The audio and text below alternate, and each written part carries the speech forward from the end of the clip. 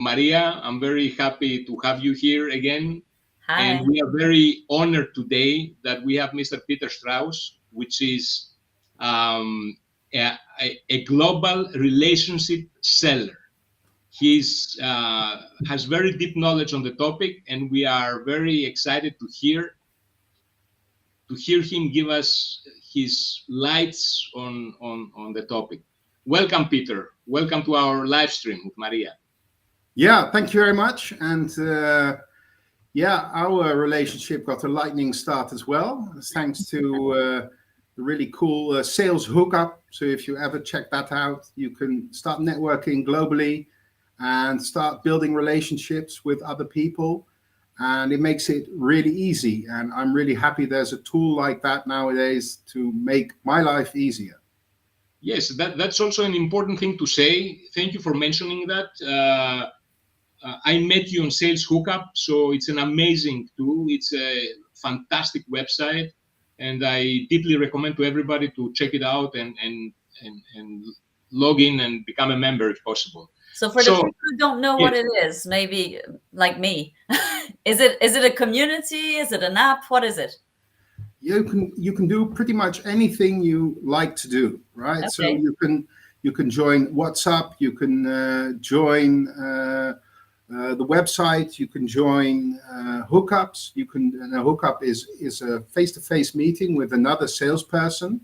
Okay. And in the middle of your week, that's really, really nice because you talk to somebody who's also having the same struggles, having the same problems, and it's fun. And these people become part of your active network. So it's not just like adding people on LinkedIn, which is often without a call to get to know them.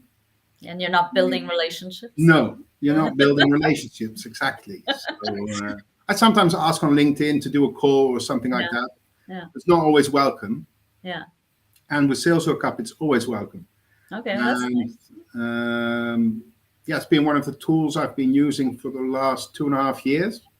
But of course, I use LinkedIn a lot as well. And in Western Europe, a lot of face-to-face. I still think that's important. I do a lot less flying than I used to.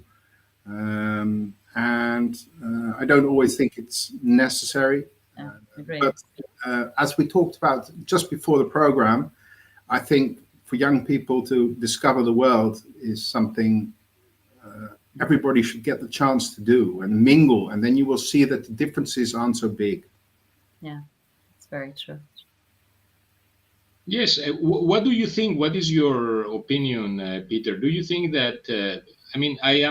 I strongly believe, as you said, that there is no replacement of a physical one-to-one meeting with somebody.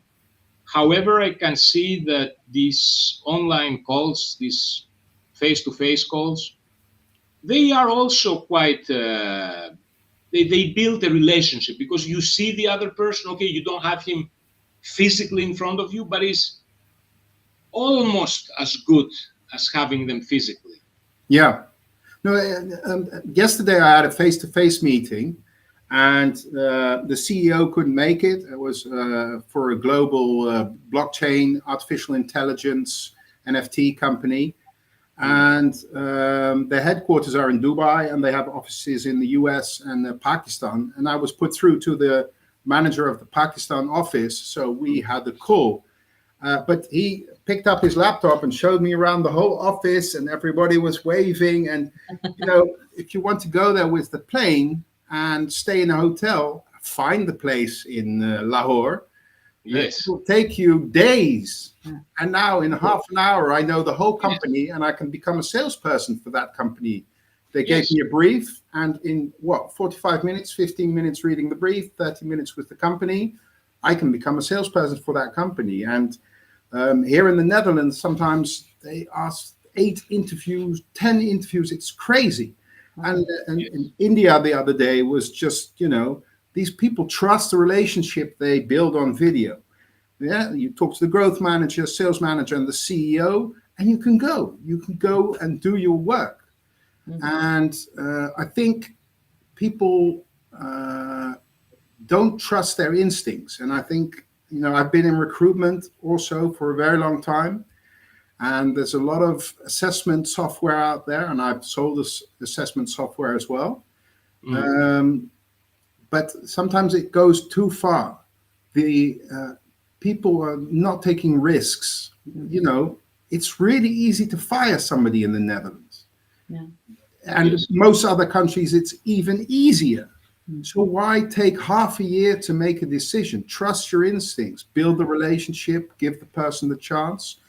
And, you know, and I do that every day. And with my mentorship program that I have on ServeTurn, I build relationships with young salespeople all around the world, from Sri Lanka to Canada, from United States to Albania.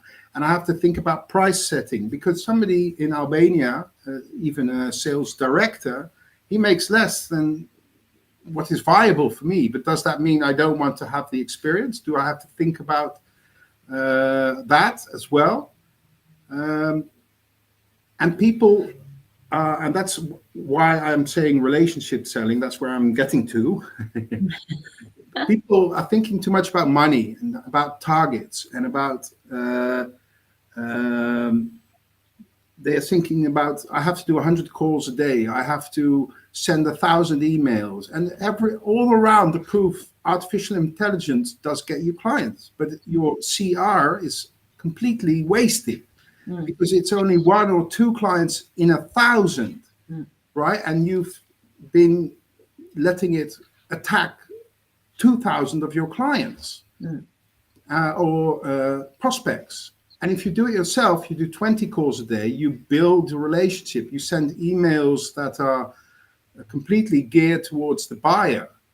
I mean, the steps you get, it's really important. And a really good example of relationships selling is in the Netherlands. Governmental organizations like municipalities and provinces and the government itself have in their statutes that they can only sell to the most affordable party.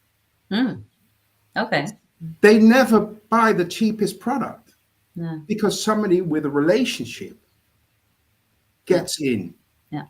Yes, and but even though the statutes say you have to have the cheapest, you can get in even if you're the most expensive with governmental organizations. And that's all about how do you talk to them? How do you give access? What's your client? What's your customer success like? That sort of thing. That's really important. It's not called customer support anymore. It's called customer success. And I think that's right. Your customers can't reach a successful level if they don't have a good interaction with the company they bought the product or the service of. So you don't believe AI is going to replace salespeople in the future, or they will, but not as well? Well, they said internet would replace people as well. I mean, internet brought how many jobs? Billions of jobs in the last 20 years, 25 years. AI is already creating jobs, right? The tech world, they fired people, a couple of million. So that's quite a lot. That was a problem in the tech world. But they're now rehiring people with AI skills. So people that can prompt, people that know how to use AI. And all these people are getting jobs one after the other. And the AI is starting to create jobs, thousands. And it's going to go into the millions and the billions, just like with internet. Because AI is not AI. It is a quick computational program. That's all it is. It's a mathematical program making mathematical decisions. That's what AI is, that we call AI. But it's not AI. AI is not going to replace you. Maths is not going to replace you. Yes, but the challenge with AI, I mean, and that's a good thing, but it can turn out also to be a negative thing, is that it learns from its mistakes. So I'm with you. Personally, I think a human relationship can never be replaced from any machine-like kind of software. But from the other side, I'm a little bit skeptical about the whole progress of AI and in what level it's going to come. When they invented the computer chess, it couldn't compete human intelligence until a point where it became better than the better grandmasters that existed. And maybe the same will happen with AI. Maybe it can, at this level, personally, I receive all this advertising regarding AI. I don't believe that at this level, that an email that I will write is going to be replaced from an AI email. That's not the case. I write the emails that I want to send, even the marketing emails that I want to send. I write them personally, and they have my personal touch and personal flavor. So, yeah, I totally agree. And but people are fearing too much lately. Yeah. All around the world, people are fearing people they don't understand, software they don't understand, because that's still what AI is. It's only a form of software. Even if it can learn from its mistakes, it's still not artificial intelligence. It's intentional intelligence. That's actually the right word for what we use nowadays. Intentional intelligence, because programmers program the software. It's intentional. It's not artificial. So the fear of intentional intelligence is crazy, because it's going to make our lives easier. In the end, there will be AI created, but then we can focus on relationships. Then we don't have to do the stupid stuff anymore. Yeah, we can start talking about how we can make the world a better place, how we can join as a global village, how you can have a relationship with your neighbor, with the person living in a bad area and the person living in a good area, and that we can come together and AI is not going to do that for us. We have to do that ourselves. But we're all afraid of what it is now exactly. But if you would have said in 1999, right, that we would be doing this, yeah. I was still in an internet shop and I could barely type an email. Yeah.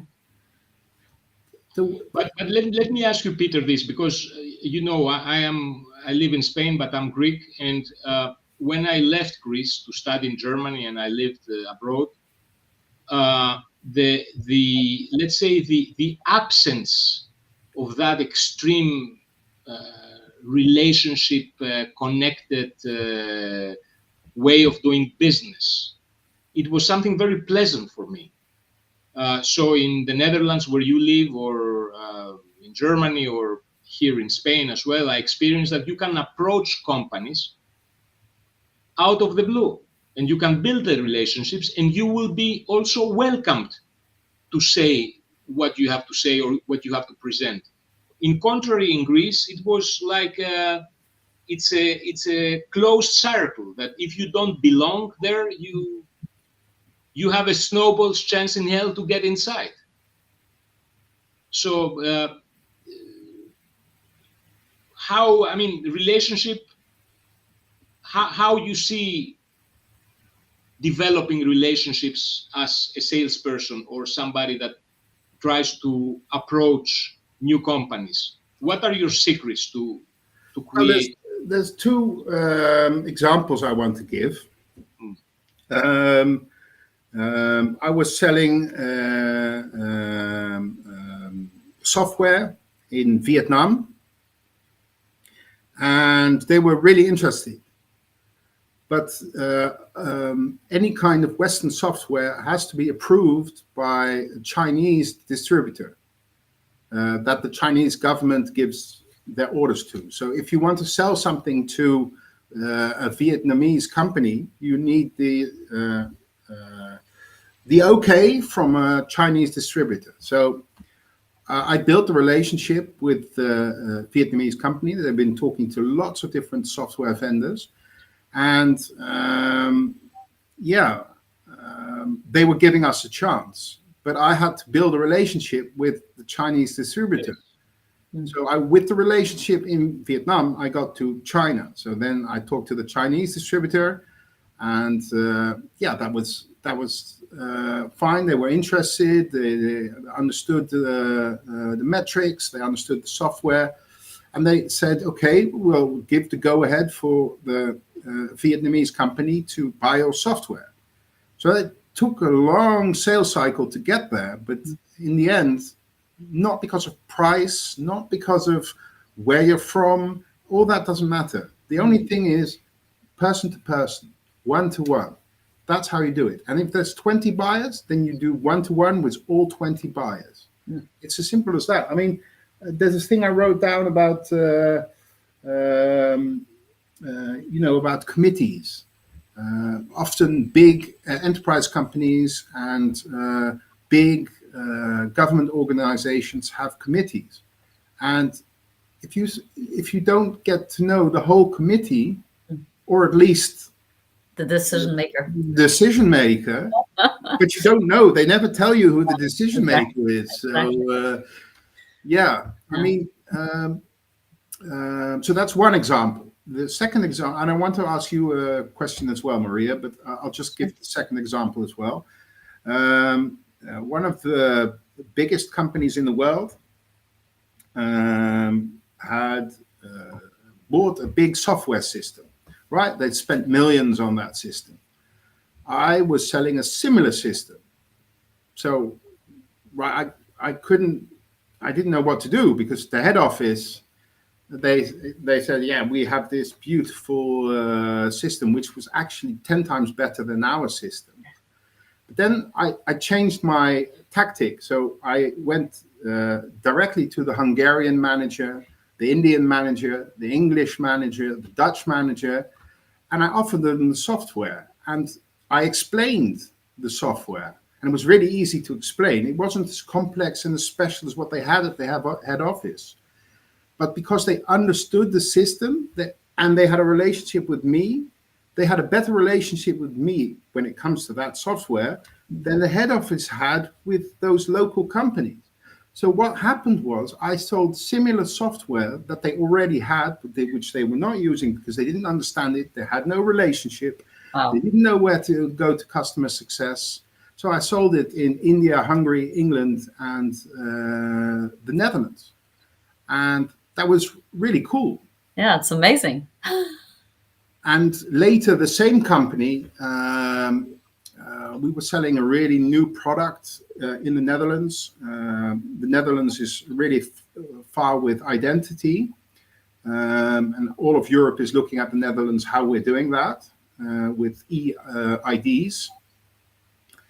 And this really big company came back to us, and the office of the CFO asked us. And there were several other companies where they could buy those EID tokens, and they thought about it. I told them the story. They actually enjoyed the story. They talked to their director of that software program, and he even had to laugh. They didn't even know that those local... Anyway, so we had a relationship, we talked, and they bought thousands of EIDs. Now that's worth, I don't know, 500,000 or something like that. And it was great fun selling. And it was just crazy. And all because they preferred the way I was with them. And Maria, you worked at Sotheby's. Yeah. And I think the history of a relationship is also important.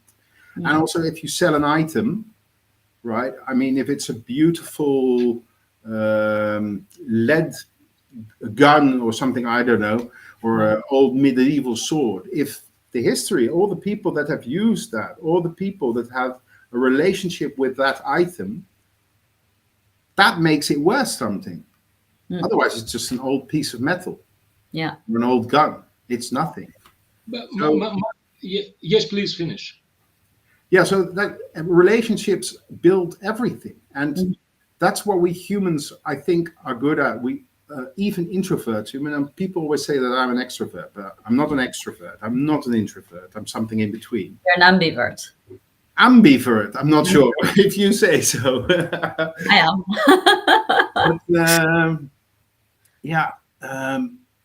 we all crave that around it. And relationships don't have to last forever. That's what everybody thinks about relationships, that they should last forever. But there are very few relationships that last forever. But The goal is to, while the relationship lasts, however long it lasts, 1 day or 6 months or 6 years or your whole life, you have to put in the energy and put in the life and put in the enjoyment. And you also have to take a step back sometimes and listen to somebody and maybe acknowledge that you had the wrong idea. Right? So being right is not what we need to do. We have to find out where we want to go next. And sometimes being right is not going to get you there. And it's understanding what your client wants, right? And helping them get to it. Yeah. But I want to ask you, Peter, something very practical. Let's say somebody like me, for example. Okay, I'm a salesperson. I'm trying to get new projects, to find new clients. How would somebody like me, that I'm not connected, let's say I don't have relationships to certain industries or to certain people that I would like to have, so that I can potentially in some point in the future have a collaboration with them. How can I start out of the blue building, sparking the interest of people to get closer and have somehow a kind of a professional relationship that might be, let's say, not of the highest level, but eventually in some point it's going to lead somewhere? What you do, or what tools can you use online to build that basis? There are loads of tools, and a good CRM is really important. And so whatever you do, just if you're sales, try all the CRMs. They all have free versions. Go out, play with the CRMs, find out which ones you like the best. There's sales information systems nowadays, like Clay and SalesLoft and all those new parties, And HubSpot is doing really cool stuff with low code, no code. It's doing the new stuff, right? Not just AI, but cool software. I mean, there are so many other cool stuff around. Blockchain, metaverse. We're forgetting how much fun that actually is. And let's go back to the question. Sales is still a numbers game, right? You can't get into something if you don't try. I'm not saying you have to do 100 calls a day, but just do this one. you have to do 20 or 30 calls, send emails that you've written yourself. Even if you send the email 5 times, change it a little bit for every different client. This costs time. That's why we don't do 100 calls. It's just a nuisance. Do 20 or 30 calls a day. You start sending emails. You start researching people. You start making connections. Maybe build your network on LinkedIn. Build your network face to face. And slowly, after time, if you know what you're doing, if you believe in yourself, you will get those.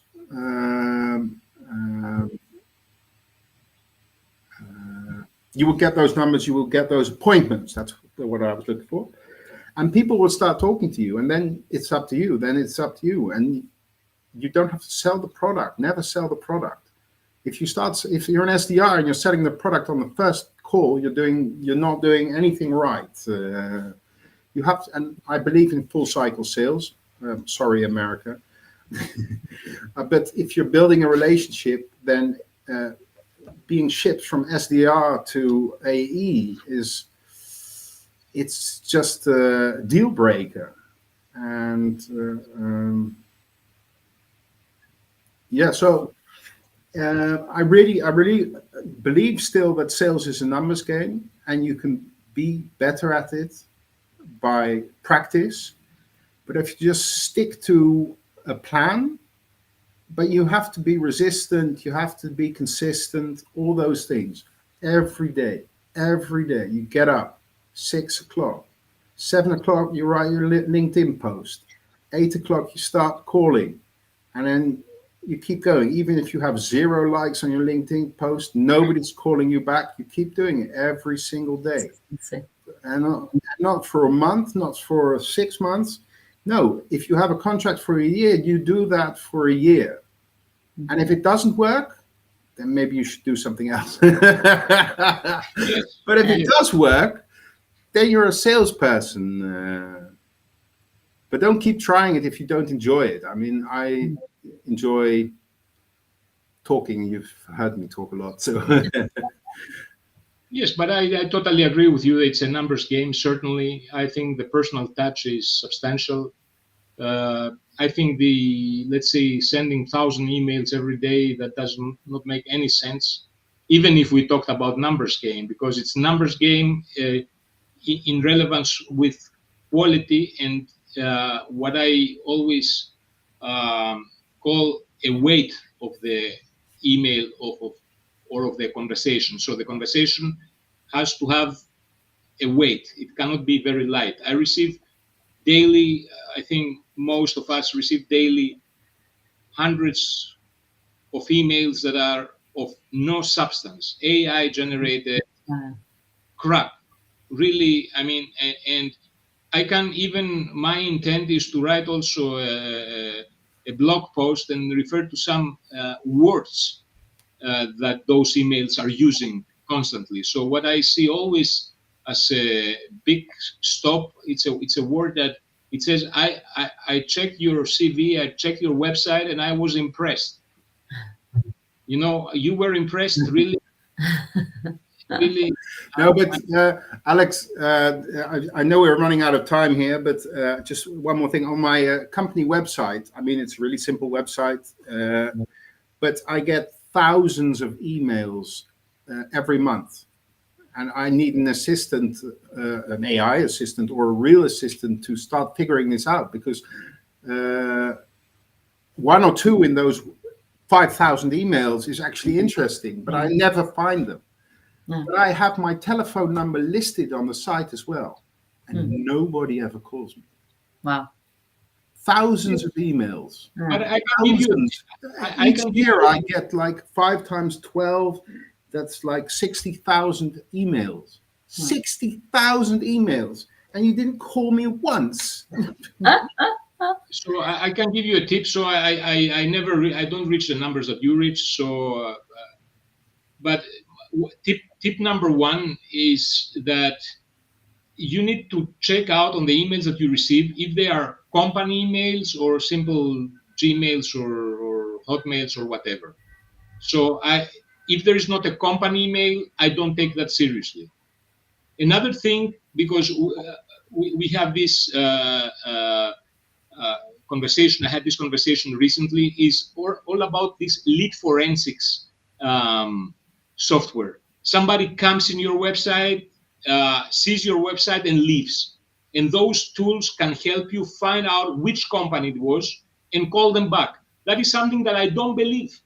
I don't believe on that, because he came, he saw my website, but he decided to go. So what should I do there? Call him back to say what? So we need to leave. Stay. Yeah, he came, he saw, he left. He didn't like what he saw. Yeah, that's fine. That's fine. But Maria, I've been talking too much, and I would have wanted to ask you a few questions more. But yes, Peter, yeah, I need that you excuse me, but we need to end the live stream because I need to jump to another call. But it was very enlightened. Everything that you said was very interesting. It was like we received so much information in such a limited time frame. So thank you very much for joining our live stream with Maria. Maria, thank you for joining.